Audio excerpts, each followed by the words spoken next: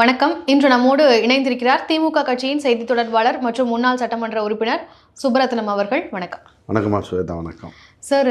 நீங்கள் ஃபஸ்ட்டு இப்போது திமுகவில் போய் இணைஞ்சிருக்கிறீங்க, பின்னாடியே ஓபிஎஸ் அவர்களும் இப்போ இணைஞ்சிருக்கிறாரு. இன்றைக்கு அதுதான் பேசும் பொருளாக இருந்துட்டு இருக்கு. ஆனால் நான் ஃபஸ்ட்டு போகிறேன், அப்புறமா சேர்த்துருங்க அப்படின்னு சொன்ன மாதிரி இருக்கே, அப்படி எதுவும் நடந்ததா? என்ன காரணம்? இல்லை, அப்படியெல்லாம் ஒன்றும் திட்டமிட்டு எதுவும் நடக்கல. நாங்கள் அண்ணன் ஓபிஎஸ் விட இருந்தப்பயே ஓபிஎஸ் அண்ணே திரும்ப திரும்ப சொல்லிக்கிட்டு இருந்தார், ஒன்றுபட்ட அதிமுக உருவாக வேண்டும், பிரிந்து கிடக்கக்கூடிய சக்திகள்லாம் ஒன்று சேர்ந்தால்தான் பலம் வாய்ந்த திராவிட முன்னேற்ற கழகத்தையும் அதன் தலைமையிலான கூட்டணியும் நாம் எதிர்கொள்ள முடியும் என்ற கருத்தை கட்சி நலன் கருதி சொல்லி வந்தார். பட் அந்த கருத்தை எடப்பாடி பழனிசாமி ஒரு காதனாய் இருந்து கொண்டு செவி மடுக்காமல் துச்சபரம் மதித்து அதை நிராகரித்தார், சற்றப்ப நிராகரித்தார். கடைசியாக எனவே அந்த சூழலில் நாங்கள் அண்ணன் ஓபிஎஸ் அவர்களிடம் சொன்னோம், நம்ம பலமுறை எவ்வளோ சொல்லிட்டான், அவர் கேட்குற மாதிரி இல்லை, நம்ம திரும்ப திரும்ப சொல்கிறது நம்மளோட வீக்னஸை எக்ஸ்போஸ் பண்ணுற மாதிரி இருக்கேன், நமக்குன்னு ஒரு தனித்துவம் இருக்குது, ஒரு மரியாதை இருக்குது. எனவே வாங்க நம்ம தொடர்ந்து நம்மை துச்சமனம் மதிக்கும் எடப்பாடி பழனிசாமிக்கு பாடம் புகட்டவும் வேண்டும், அதே நேரத்தில் நம்மை கேவலப்படுத்த நினைக்கும் எடப்பாடி பழனிசாமியை தோற்கடித்தோம் என்கிற வரலாற்றை உருவாக்க வேண்டும் பொது வாழ்க்கையில். எனவே அந்த நிலையை அடைவதற்கு உரிய இடம் திராவிட இயக்கங்களின் தாய் வீடான திராவிட முன்னேற்ற கழகம்தான். எனவே திராவிட முன்னேற்ற கழகத்திற்கு நாம் அனைவரும் செல்வோம் என்று நாங்கள் சற்று 6 மாதங்களாகவே அவரிடம் வலியுறுத்தி வந்தோம். அவர் இன்னும் சிலர் தாவேக்காக செல்லலாம் என்ற கருத்தை சொன்னார்கள். நான் அண்ணன் ஓபிஎஸ் நடத்தின ஆலோசனை கூட்டத்திலே நான் சொன்னேன், 2 ஆலோசனை கூட்டத்திலே 3 முறை முதலமைச்சராக இருந்த நீங்கள் இன்னும் ஒரு கட்சியை ஆரம்பித்து ஒரு உள்ளாட்சி தேர்தலை கூட சந்திக்காத ஒரு நபர், தன்னைத்தானே கூட்டணிக்கு தலைவர் என்றும் தான் முதலமைச்சர் வேட்பாளர் என்று அறிவித்து கொண்ட ஒரு நபரை அந்த மேடை ஏறி இதோ இவர் தான் எங்கள் முதலமைச்சர் வேட்பாளர் என்று நீங்கள் அவருக்காண்டி வாக்கு சேகரித்தால் அதை விட உங்கள் பொது வாழ்க்கையில் அசிங்கம் வேறு எதுவும் இருக்காது. எனவே நீ 3 முறை முதலமைச்சராக இருந்த உங்களுக்கு உரிய மரியாதையும் உங்களை மதிக்கக்கூடிய ஒரு மாபெரும் தலைவராக, பரந்த உள்ளம் படைத்த ஒரு அரசியல் நாகரிகத்துக்கு சொந்தக்கார தலைவராக இருக்கக்கூடிய தமிழ்நாட்டுடைய முதலமைச்சர், திராவிட முன்னேற்ற கழகத்தினுடைய தலைவர் அண்ணன் தளபதி அவர்கள்தான் உங்களுக்கு நீங்கள் ஏற்றுக்கொள்ளக்கூடிய ஒரு தலைவராக இருக்க முடியும். எனவே திராவிட முன்னேற்ற கழகத்துக்கு செல்வது தான் உங்களுடைய in order to preserve and protect your individuality and prestige. DMK is the right place and DMK is leader, dynamic leader, and தளபதியா is the right leader to be followed என்று மிக தெளிவாக சொன்னோம். சரி என்றவர் திடீரென்று ஒரு முறை அமித்ஷாவை சந்திக்க சென்ற பிறகு ஏதோ ஒரு நிலைப்பாட்டிலிருந்து மாறுகிறார் என்று எண்ணி நானும் அண்ணன் மனோஜ் பாண்டியன் போன்றவர்களும் அண்ணன் வைத்திலிங்கம் போன்றவர்களும் சரி இன்னும் நாம் காத்திருப்பதில் புண்ணியமில்லை, எனவே திராவிட முன்னேற்ற கழகத்திற்கு சென்று விடலாம் என்று திராவிட முன்னேற்ற கழக தலைவருக்கு என்னை பொறுத்தவரை கடிதம் கொடுத்தேன். அவர் உடனடியாக ஏற்றுக்கொண்டு என்னை தாயில்லத்தோடு திராவிட முன்னேற்ற கழகத்தில் இணைத்து கொண்டார். அதற்கு பிறகு நீங்கள் ஏதோ திட்டமிட்டு வந்தது போல் கேட்டதனால் இத்தனை விளக்கம். பிறகு நாங்கள் சொன்ன அந்த கூற்றை மெய்ப்பிக்கக்கூடிய வகையில் அண்ணன் ஓபிஎஸ் அவர்கள் நேற்றைய தினம் மிகச்சரியான முடிவை எடுத்து, அவர் இருக்க வேண்டிய இடம் திராவிட முன்னேற்ற கழகம்தான், தனக்கு தலைவராக இருக்கக்கூடிய ஆற்றல் மிக்க ஒருவர், 3 முறை முதலமைச்சராக இருந்த நாம் இன்றைய சூழலில் யாரை தலைவராக ஏற்றுக்கொண்டால் பொருத்தமாக இருக்குமோ அந்த தலைவர் யார் என்று அடையாளம் கண்டு, அந்த தலைவர் எங்கள் திராவிட முன்னேற்ற கழகத்தினுடைய தலைவர் தளபதி தான், என் தளபதி யார் அவர்கள்தான் என தீர்க்கமாக முடிவெடுத்து அண்ணன் ஓபிஎஸ் அவர்கள் நேற்றைய தினம் திராவிட முன்னேற்ற கழகத்தில் தன்னை இணைத்து கொண்டிருப்பது அவர் அரசியல் வாழ்க்கையில் எடுத்த ஆகச்சிறந்த முடிவு, மிக சரியான முடிவு, அவருடைய சுயமரியாதையை காப்பாற்றக்கூடிய ஒரு நல்ல முடிவு. ஓகே, இது சுயமரியாதையை காப்பாற்றக்கூடிய முடிவு அப்படின்னு சொல்கிறீங்க. நீங்கள் சொல்லும் பொழுதே அமித்ஷா அவர்களை சந்தித்த பிறகு அவருடைய எண்ணத்தில் ஒரு மாற்றம் தெரிஞ்சதை பார்த்தோம், அதனால தான் நாங்கள் ஃபஸ்ட்டு போய் சேர்ந்துட்டோம் அப்படின்றத குறிப்பிட்டீங்க. இது நிறைய பேர் இது எப்படி பார்க்குறாங்கன்னா, பன்னீர்செல்வம் அவர்களுக்கு ஒரு பாஜகவோட இணக்கமாக இருந்தவர், அமித்ஷா அவர்களினுடைய ஆணையின்படி அவர் திமுகவில் போய் சேர்ந்துட்டாரே தவிர ஒரு பாஜகவின் நபராகத்தான் பன்னீர்செல்வம் அவர்கள் அங்கே சேர்ந்துருக்கிறாங்க, அமித்ஷா அவர்களினுடைய ஒரு ஆணை அப்படின்ற அந்த ஒரு கருத்து. அது அடிப்படை ஆதாரமற்ற குற்றச்சாட்டு. ஓபிஎஸ் அண்ணன் அவர்களை பொறுத்தவரையில் எந்த தலைமை ஏற்றுக்கொண்டாலும் எந்த இடத்தில் இருந்தாலும் தலைமைக்கு அந்த இயக்கத்துக்கு விசுவாசமாக இருக்கக்கூடியவர். அதுதான் அவருடைய கடந்த கால வரலாறு. இன்னும் சொல்லப்போனால் திரு அமித்ஷா அவர்களை சந்தித்த பிறகு அண்ணன் ஓபிஎஸ் அவர்கள் பத்திரிகையாளர்களிடம் வெளிப்படையாக சொன்னார்கள், நான் அமித்ஷாவிடம் சந்தித்து தமிழ்நாட்டில் இருக்கக்கூடிய கள நிலவரத்தை மிக தெளிவாக சொன்னேன். பிரிந்து கிடக்கக்கூடிய நானாக இருக்கட்டும், திரு தினகரனாக இருக்கட்டும், திருமதி சசிகலா அம்மையாராக இருக்கட்டும், அனைவரும் இணைந்தால்தான் இன்றைக்கு 12 ஆண்டு காலமாக ஒரு மாபெரும் கூட்டணியை கட்டி காத்து வரக்கூடிய திராவிட முன்னேற்ற கழகத்தை எதிர்கொள்வதற்கேனும் நமக்கு ஒரு அடிப்படை, ஒரு prima facie, in order to develop a prima facie to put up a fight against a strong DMK alliance. சரிங்களா? பலவாய்ந்த திராவிட முன்னேற்ற கழகத்தினுடைய தலைமை எதிர்ப்பதற்கு நமக்கு சற்றேனும் ஒரு அடிப்படை தைரியம் வேண்டுமென்றால் இது பிரிந்து கிடக்கக்கூடிய சக்தியினால் ஒன்றிணைக்க வேண்டும். அமித்ஷாவிடம் நான் சொன்னேன். அது ஏன் சார் அவர்கிட்ட போய் சொல்ல வேண்டிய? சரி, ஏற்கனவே அமித்ஷாவிட்ட 2 பேரும் ஒன்றா இருந்த காலத்தில் இரட்டை தலைமை இருந்தப்போ 2021 தேர்தலில் அமித்ஷா தானமா லீலா பேலஸில் உட்காந்து விடிய விடிய பஞ்சாயத்து பண்ணார். அந்த செய்தி அப்போ பத்திரிகையில் வந்துச்சுல்ல. என்ன பேசினார் அமித்ஷா கிட்ட? திரு எடப்பாடி பழனிசாமி, அண்ணன் ஓபிஎஸ் அவர்கள் கழகத்தின் ஒருங்கிணைப்பாளர், அவர் இணை ஒருங்கிணைப்பாளர், சரிங்களா, ஒரு முதலமைச்சர் துணை என்ன அப்பவும் ஓபிஎஸ் அண்ணன் போய் வெளியில் இருக்கக்கூடிய தினகரன் அவர்களையும் திருமதி சசிகலா அவர்களையும் சேர்த்தால்தான் நாம் ஆட்சியை தக்க வைக்க முடியும். இல்லை என்றால் 86 தொகுதிகளில் அவர்கள் வெளியில் இருந்தார்கள், நம்மளுக்கு பாதிப்பு உருவாகும் என்று தெளிவாக சொன்னார். அமித்ஷாவும் அந்த கருத்தை ஏற்று எடப்பாடியிடம் எடுத்து சொன்னார். காரணம், என்டிஏ கூட்டணி என்ற அமைப்பில் இருக்கக்கூடிய அந்த அமைப்பிற்கு தேசிய தலைமை பிஜேபி தானே. அப்போ இங்கே மாநில தலைமையில் ஒரு பிரச்சனை இருக்கப்போ 2 between 2 leaders. If at all any issue crops up, where to go? இரு தலைவர்கள் மத்தியில் ஒரு இயக்கத்தில் இல்லைம்மா, ஒரு இயக்கத்தில் இருக்கக்கூடிய இரு தலைவர் மத்தியில் ஒரு பிரச்சனை வந்தால் நம்முடன் நட்பாக இருக்கக்கூடிய ஒரு அமைப்பில் இருக்கக்கூடிய என்டிஏவுக்கு தேசிய அளவில் தலைமை தாங்கக்கூடிய பிஜேபியுடன் சொல்லணுங்கிறது 2021 போன செய்தி தான். தொடர்பு என்ன? திரு எடப்பாடி பழனிசாமி எப்படி அமித்ஷா கிட்ட என்ன காரணத்துக்காண்டி 2024 நாடாளுமன்ற தேர்தல் வெளியில் என்னாரு, இப்போ என்னத்துக்காண்டி போய் சேர்ந்தார்? அதே லீலா பேலஸில் கூட்டணியை யார் அறிவிக்கணும்? இவராக சொல்லிக்கிறாரு, மால் தட்டுக்கிறாரு, நான் தான் மாநில தலைமை, என்டிஏவுக்கு நான் தான் மாநில தலைமைன்னு. ஆனால் கூட்டணியை ஒரு அறிவித்தது அமித்ஷா தானே. ஒரு வாய் திறந்தாரா? அது விமர்சனத்துக்கு ஆளாகலையா? அப்போது அதிமுக என்டிஏ அலைன்ஸ் எடப்பாடி பழனிசாமியுடைய தலைமையான அதிமுக இன்றைக்கு பிஜேபியுடைய கிளைக்கழகமாக மாறிவிட்டது. அதற்கு இன்றைக்கு நடந்த ஒரு செய்தியை சொல்கிறேன். தந்தை பெரியார் இன்றைக்கு மதவாத சக்திகள் தமிழ்நாட்டில் முடியவில்லை என்றால் என்ன? டாக்டர் அம்பேத்கர் பிறந்த மண்ணான மகாராஷ்டிராவில் கூட இன்றைக்கு பிஜேபி என்ற ஒரு மதவாத அமைப்பு, ஆர்எஸ்எஸ்னுடைய political outfit BJP is nothing but the political outfit of RSS. சரிங்களா? அந்த அமைப்பு இன்றைக்கு அம்பேத்கர் பிறந்த மகாராஷ்டிராவோட ஆளுங்கட்சியாக வந்துருச்சு. ஆனால் இன்றைக்கும் பிஜேபியோ அதை சார்ந்த அமைப்புகளோ தமிழ்நாட்டில் இன்னும் காலடி வைக்க முடியவில்லை என்றால் அதற்கு அடித்தளமிட்டவர் யார்? தந்தை பெரியார். இன்றைக்கும் சொல்வது தந்தை பெரியார் பூமி. இங்கே ஒரு நாள் மதவாத சக்திகள், பிரிவினைவாத சக்திகள் இடமா காலடி வைக்க முடியாது என்ற நிலையில் இன்றைக்கு எடப்பாடி பழனிசாமி தலைமை தாங்கக்கூடிய அதிமுக அந்த என்டிஏ கூட்டணி தமிழ்நாட்டில் இவர் தலைவராக இருக்கக்கூடிய என்டிஏ கூட்டணி இன்றைக்கு தந்தை பெரியாருடைய படத்தை நாளைய தினம் பிரதமர் வருகிறாராம். திருப்பரங்குன்றம் முருகன் கோயில் சாமி கும்பிட்டாரா, அதை தொடர்ந்து அங்கே ஏதோ பொதுக்கூட்டம் நடக்கிறதா. அங்கே பிரதானமாக வைக்கப்பட்ட தந்தை பெரியார் படத்தையும் அண்ணா படத்தையும் வைத்த நிலையில் பார்த்த உடனே பிஜேபிக்காரர்கள் நோ தந்தை பெரியார் இந்த படத்தை எடுத்து விடுங்கள் என்று சொன்னவுடன் இந்த பெரியார்னால்தான் நாங்கள் இங்கே தமிழ்நாட்டில் காலடி வைக்க முடியவில்லை, இவரை பார்த்தால் எங்களுக்கு குலை நடுங்கிறது என்று சொன்னவுடன் இந்த நபர் அதை அப்புறப்படுத்துவதற்கு உடன்படுகிறார் என்றால் இவர் என்ன, யாருடைய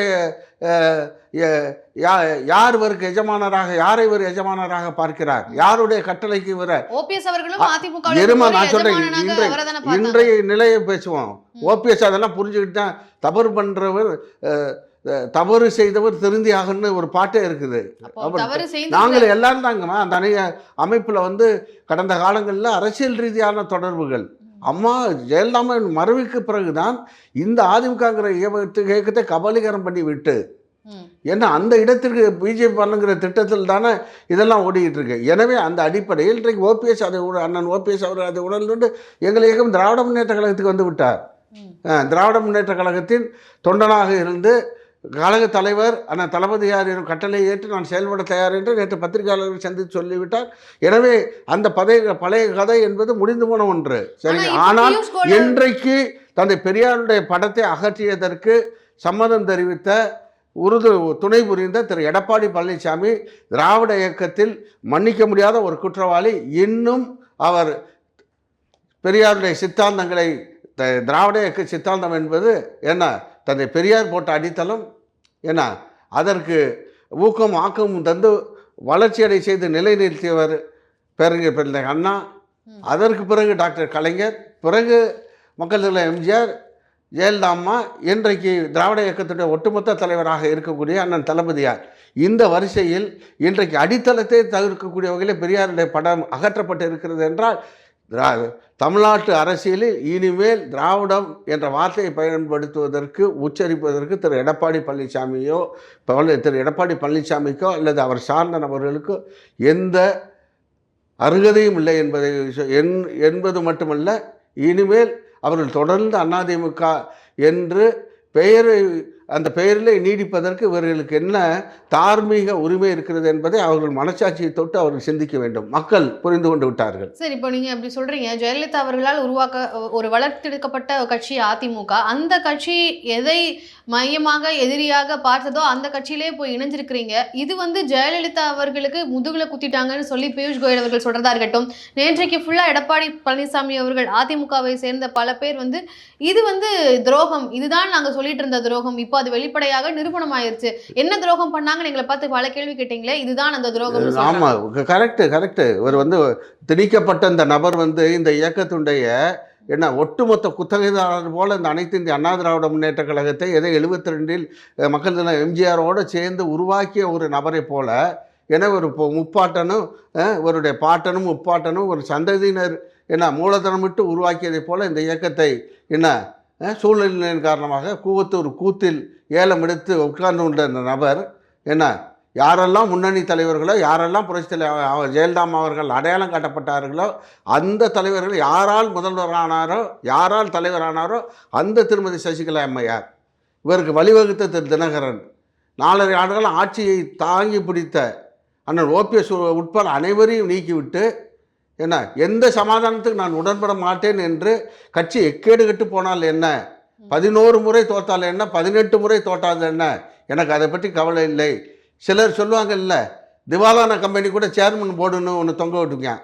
காரணம் என்னென்னா, ஜென்ரலாக இந்த ஃபெடரேஷன் ஆஃப் கம்பெனிஸ் பார்ட்டி கீட்டி வச்சா இந்த திவாலான கம்பெனிக்காரனுக்கு சேர்மன் போர்டு தொங்க வரையில் பார்ட்டிக்கு அழைப்பு விடுவாங்க. அங்கே அழைப்பு வரும் தெரியுங்களா, உங்களுக்கு கேள்விப்பட்டீங்களா?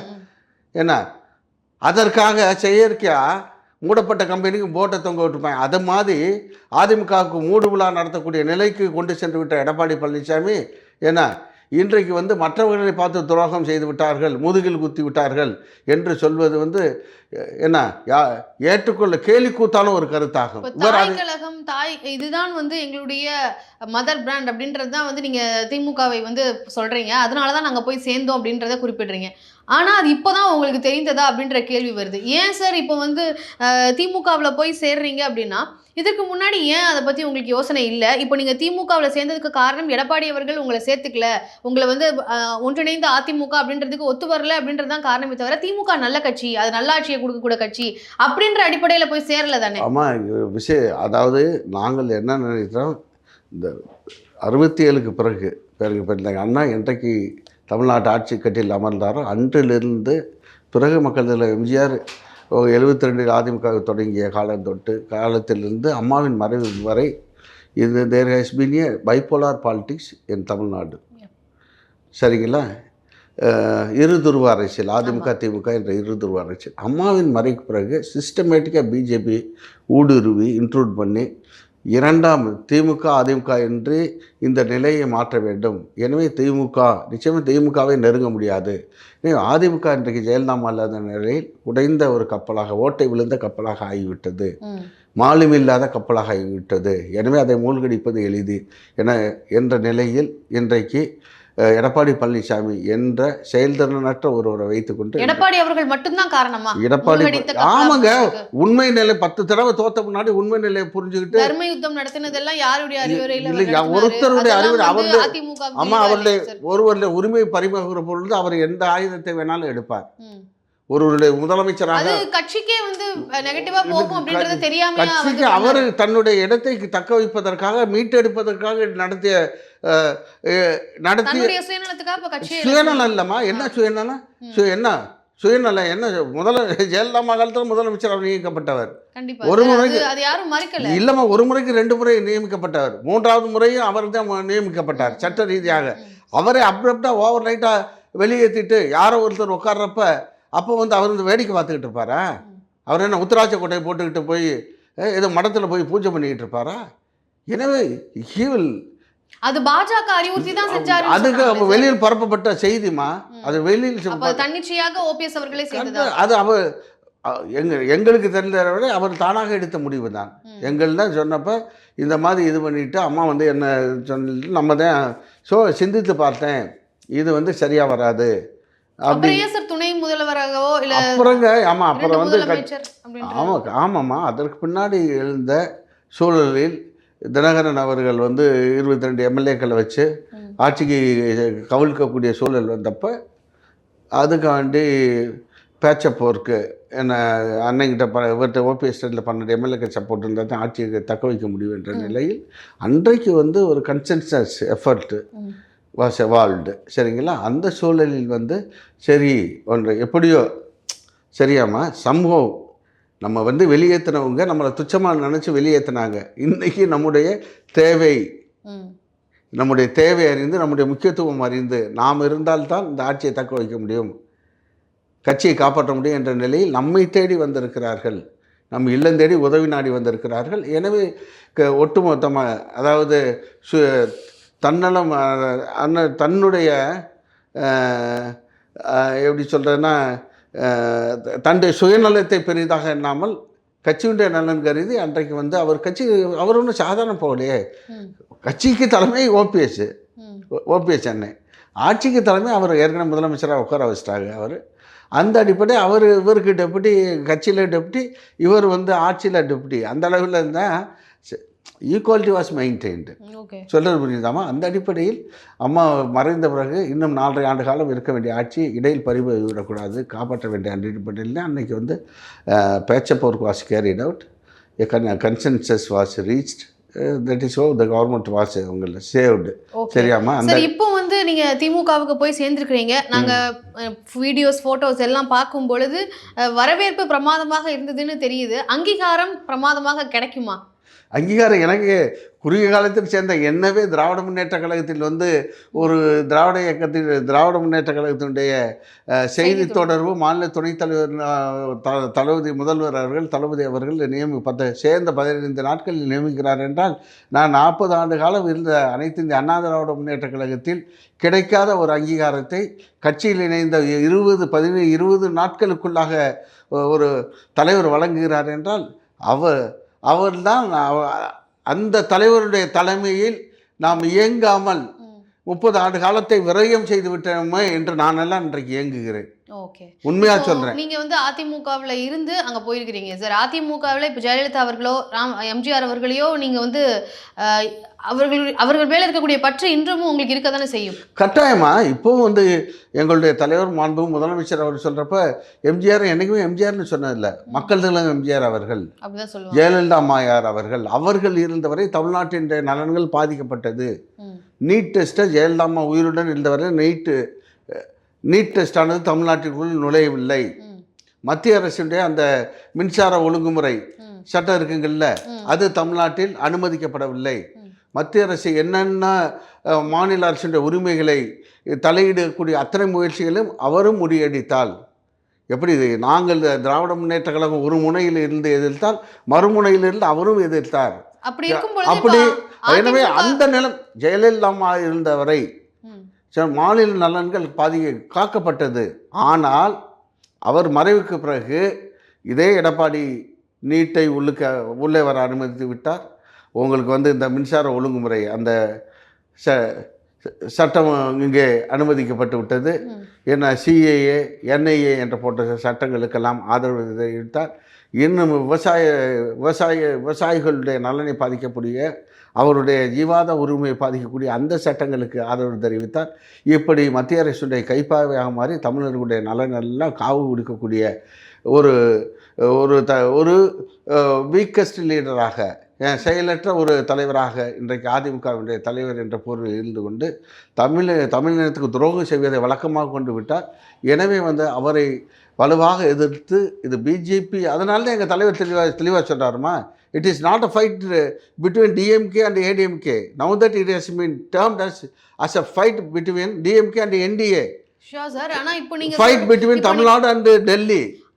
தமிழ்நாடு தமிழ்நாடு சென்ட் ஜார்ஜ் கோட்டையிலிருந்து ஆளப்பட வேண்டுமா, டெல்லியிலிருந்து ஆளப்பட வேண்டுமா என்று மிகச்சரியான கேள்வியை கேட்கிறார். காரணம், எடப்பாடி பழனிசாமி என்ற முகமூடியை பயன்படுத்தி கொண்டு ஒரு அரக்கனை போல பாரதிய ஜனதா கட்சியானது தமிழ்நாட்டில் ஊடுருவ பார்க்கிறது. சரி, இப்போ அதிமுக மேல இருக்கக்கூடிய பற்று உங்களுக்கு இருக்க தான் செய்யும்ன்றதை சொல்றீங்க, அதாவது ஜெயலலிதா அவர்கள் மேலையும் எம்ஜிஆர் அவர்கள் மேலையும். ஸோ அப்படி இருக்கும் பொழுது திமுகக்குள்ள ஒரு அதிமுக மலர்ந்து வருது, அதிமுக பலம் பெற்றுட்டு இருக்குன்னு. ஏமா, திமுகவிலிருந்து உருவானவர் தானங்க எங்க தலைவர் எம்ஜிஆர். ஓகே, ஆனா திமுகவை எதிர்த்து தானே உருவாக்குனாரு. அவர் 1952ஆம் ஆண்டு திராவிட முன்னேற்ற கழகத்தை 1949 செப்டம்பர் 17 கொட்டுமலையில் ராபின்சன் பூங்காவில் சரிங்களா, ராயபுரத்தில் பேருங்க அண்ணா துவங்கியது 1949. ஆனால் 1952 மக்கள் தலைவர் எம்ஜிஆர் அவர்கள் அதில் உறுப்பினராகி 72 கட்சி இல்லம்மா. அதே நேரத்தில் துவங்கிய பிறகு திரு பிஜு பட்நாயக் அவர்கள் முயற்சி எடுத்தார் திமுக அதிமுகவை இணைக்கிறதுன்னு. சார், தமிழ்நாட்டினுடைய இரு துருவங்கள் தானே அதிமுக. அது நான் சொல்றேன் கேளு. எம்ஜிஆர் ஒரு உணர்ச்சி வசப்பட்டு வெளியேறினார், கட்சியை துவங்கினார். துவங்கி 77 ஆட்சியை பிடித்தோடனே பிஜு பட்நாயக் அவர் ஒரிசாவுடைய முதலமைச்சர். எதுக்கு ஒரே அமைப்பில் இருந்தவங்க பிரிஞ்சுன்னு சமாதானத்துக்கு எனவே ஒன்றாகி விடுங்கள் என்று சொன்னோன்னே எம்ஜிஆருக்கு உடன்பட போய் தானே ஒரு வாரம் பேச்சுவார்த்தைக்கு உடன்பட்டார். சேர்ந்தாங்களா சார்? இருமா, உடன்பட்டாரா இல்லையா? பேச்சு உடன் சேரலாம் என்கிற அட்லீஸ்ட் தூண்டுதல்னால் மனசுல இருந்துச்சா இல்லையா? நீங்கள் சொல்றது போல திமுகவே ஒரு வாழ்நாள் வைரியாக பார்த்திருந்தால் நான் வெளியேறினேன் எனக்கு எது அவங்க தான் அவர் சொல்லியிருக்கேன். ஜெயலலிதா அவர்கள் எப்படி அதை பார்த்தார்கள் உங்களுக்கு தெரியும். அவர்கள் மேலே உங்களுக்கு பற்று இருக்கு. அதிமுக திமுகவுல எடுத்துக்க முடியும். அதிமுக ஜெயலலிதா அம்மா மறைந்த பிறகு எம்ஜிஆர் மறைந்த பிறகு அதிமுகவோட originality it is lost its ஒரிஜினாலிட்டிமா.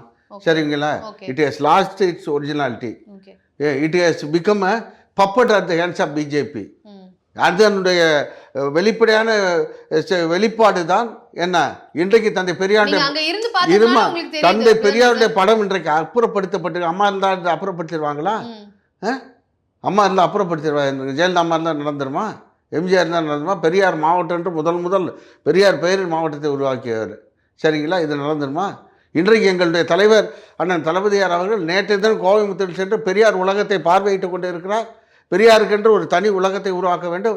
அடுத்த சமுதாயம் தந்தை பெரியாருடைய சமூக சீர்திருத்த கருத்துக்களையும் பகுத்தறிவு கருத்துக்களையும் சமூக நீதி கருத்துக்களையும் ஜாதி பேதமற்ற சமத்துவ சமுதாயம் உருவாக வேண்டும் என்ற அவருடைய கருத்துக்களை உணர்ந்து என்றைக்கும் தமிழ் தேசம் என்பது ஒரு அமைதி பூங்காக வழங்க வேண்டும் என்ற அடிப்படையில் இன்றைக்கு வர அடுத்த தலைமுறைக்கு கடத்தக்கூடியவர்களே ஒரு பெரியார் தேசத்தை பெரியார் உலகத்தை உருவாக்கி கொண்டு இருக்கிறார். இங்கே பெரியார் படத்தை ஒருத்தன் தூக்கி எறிகிறான், அதை இன்னொரு நபர் பார்த்து கொண்டிருக்கார். அந்த நபரை நீ அதிமுக திராவிடத்துக்கு தொடர்படுத்தி நீங்கள் கேள்வி கேட்டுக்கிட்டா என்னமா அர்த்தம்? அவர் he has lost his moral authority. After Jayalalithaa அவர்களுடைய லாஸ்க்கு அப்புறமா அதிமுக பப்பட்டா இருந்தது அப்படின்றத நீங்க அங்க இருந்ததுனால உங்களுக்கு நல்லா தெரியுது அப்படின்னு எடுத்துக்கலாமான்றது தான். ஆமா, ஜெயலலிதாவுடைய மறைவுக்கு பிறகு தொடர் நிகழ்வுகளை பார்க்கும் பொழுது என்ன நிச்சயமாக அது BJP is in the driving சீட்மா. சொல்றது புரியுதுங்களா? BJP is in the driving seat, it is dictating times. அதன் அடிப்படையில் தான் இன்றைக்கு ADMK has become a puppet. It has become a puppet at the hands of என்ன BJP, or to put it in a simple term, it has நீங்க அந்த ஃபால்ட்ல இருந்து it has become a branch office of the BJP. BJP ஹெட் குவார்ட்டர்ஸ்மா உங்களுக்கு. Okay sir. நிறைய சரிங்களா? விஷயங்கள் அதனால் நாங்கள் இதெல்லாம் உணர்ந்து கொண்டு தமிழ்நாட்டை திராவிட இயக்கம் தான் ஆள வேண்டும். எனவே திராவிட இயக்கத்தினுடைய தாய் வீடாகவும் இருக்கக்கூடிய திராவிட முன்னேற்ற கழகம் இன்றைக்கு பாதிக்கப்பட்டவரே என்னிடம் வாருங்கள், நான் ரட்சிக்கிறேன் என்று இயேசுபிரான் சொன்னதை போல இன்றைக்கு திராவிட இயேசு ஆயிட்டாரு சார். இல்லைங்க, உதாரணத்தை சொன்னா உடனே இயேசு ஆயிட்டாரு. இல்ல நீங்க அப்படிதான் சொல்றீங்க இல்லம்மா. சார், ரட்சிக்கிறாருன்றதால தான் அந்த ஆமாங்க. அளவுக்கு நீங்க கம்பேர் பண்ணும்போது கம்பேரிசன் இல்ல, எதுக்கு? இல்ல, நான் அதை இதுன்னு தானே அதனால நான் கட்டாயம் சொல்றேன்மா. கருத்தை மட்டும் எடுத்துக்கொள்ளுங்கள். சொல்றது புரியுங்களா? நாங்கள் அடிப்படையில் ஏத்திஸ்ட் யாரால ஓகே. என்ன நாங்கள் எல்லாம் பகுத்தறிவாளர்கள், கடவுள் மறுப்பாளர்கள் சொல்ற அதே நேரத்தில் பிறருடைய நம்பிக்கையில் குறுக்கீடு செய்து பிஜேபி போல ஒரே நாடு, ஒரே உணவு, ஒரே உடை, ஒரே தெய்வம், ஒரே மதம் என்று என்ன மக்களை மதத்தின் பெயரால், ஜாதியின் பெயரால், கடவுளின் பெயரால் என்ன பிரிவினை பிரித்து அவர்களுடைய அன்றாட வாழ்க்கையை சோதனைக்குள்ளாக்கக்கூடிய இயக்கம் உள்ள திராவிட இயக்கம். எப்படி இன்றைக்கு திராவிட இயக்க உணர்வர்கள் எங்கெல்லாம் பாதிக்கப்பட்டு உணர்ந்து நம்மை காக்கக்கூடிய ஒரு அமைப்பு திராவிட இயக்கத்தினுடைய தாய் வீடு திராவிட முன்னேற்ற கழகம் தான் என்று நம்பிக்கையோடு வருகிற நேரத்தில் என்ன அவர்களையெல்லாம் தாயுமானவராக இருந்து இருகரங்கூப்பி அரவணைத்து செல்லக்கூடிய, மதித்து அரவணைத்து என்ன எங்களை எல்லாம் நம்பிக்கை ஊட்டி இன்றைக்கு வழி நடத்தக்கூடிய எங்களுடைய தலைவர் தளபதியார் அவர்களுடைய தலைமையை ஏற்றிருப்பது இரட்டிப்பு மகிழ்ச்சி. இந்த திராவிட இயக்கத்தை இன்னும் 50 ஆண்டுகளுக்கு முன்னெடுத்து செல்வதற்கு மாண்பு துணை முதல்வர் இளந்தலைவர் அண்ணன் அருமை இளவல் உதயநிதி ஸ்டாலின் இருக்கிறார். எனவே எத்தனை மதவாத சக்திகளும் எப்பேற்பட்ட முகமூடிகள் அணிந்து வந்தாலும் திராவிட இயக்கத்தை நூற்றாண்டுகளில் உள்ள கடைசி தமிழன் உள்ள வரை திராவிட முன்னேற்ற கழகம் இருக்கும். திராவிட இயக்கத்துடைய சித்தாந்தங்களும் இங்கே மிளிர்ந்து கொண்டு இருக்கும். அதே எங்கள் தளபதி அதற்கான அடித்தளத்தை மிகவும் வலுவாக இட்டு கொண்டிருக்கிறார். வரக்கூடிய ஆட்சியையும் 7வது முறையாக அவர் தலைமையில் நாங்கள் அமைப்போம். கண்டிப்பாக சார். நீங்கள் நிறைய விஷயங்கள் எங்ககிட்ட பகிர்ந்துக்கிட்டீங்க. உங்களுடைய உங்கள் தரப்பில் இருக்கக்கூடிய விளக்கங்களையும் எங்ககிட்ட பதிவு பண்ணியிருக்கிறீங்க. மிக்க நன்றி. நன்றி.